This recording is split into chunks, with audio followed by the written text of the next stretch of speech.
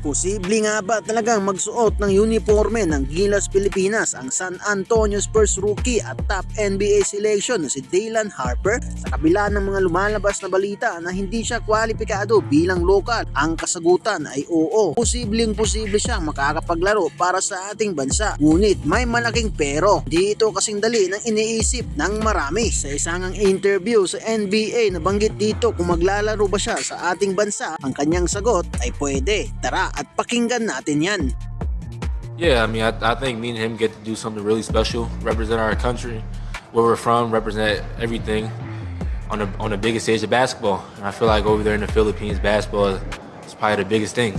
So I mean, I think we're very excited for that, and we're just very blessed and grateful to be in this position. Mula mismo sa bibig ng isang NBA rookie, malinaw, bukas ang kanyang puso para sa Pilipinas. Ang kanyang dugong Pinoy ay hindi niya itinatanggi at handa siyang makipagtulungan sa SBP kung darating ang tamang panahon. Ngunit bukod sa pagiging naturalized, meron pang isang ikalawang paraan na mas komplikado. Ngunit pangarap ng lahat ang paghiling sa FIBA ng isang special exemption. Maraming fans ang nagsasabing hindi na siya pwede maging local dahil naglaro na siya sa Team USA noong 2023 FIBA U18 World Cup. Ngunit ayon sa mga eksperto sa batas ng sports, mayroong tinatawag na exceptional circumstances ang FIBA kung mapapatunayan ng SBP na ang paglipat ni Harper sa Pilipinas ay para sa paglago ng sports ng basketball sa rehiyon at kung papayag ang USA Basketball na i-release ang kanyang eligibility, may kapangyarihan ang FIBA Secretary General na aprubahan ang kanyang paglipat bilang isang lokal.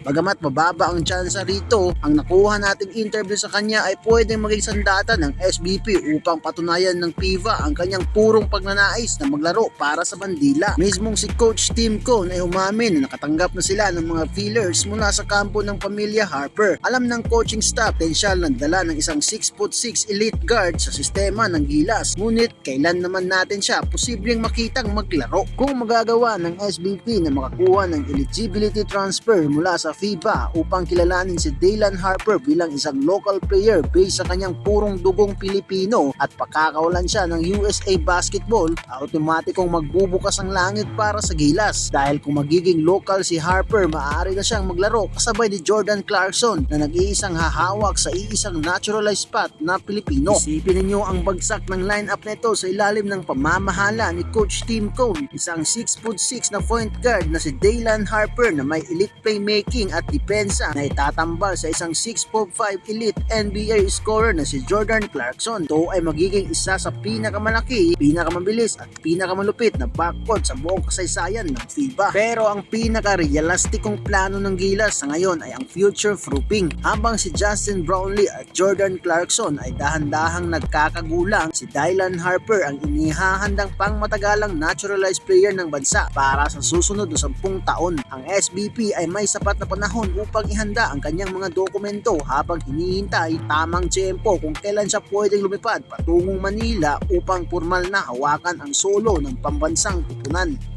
Eto mga ka-fast break, kung kayo ang SBP, sino ang pipiliin nyo sa hinaharap bilang naturalized star ng bansa? Ang subok na si Jordan Clarkson o ang batang NBA prospect na si Daylan Harper? I-comment ang inyong opinion sa ibaba at huwag kalimutang i-like ang video at i-click ang subscribe button para lagi kang updated bago nating mga upload. Peace out mga ka-fast break!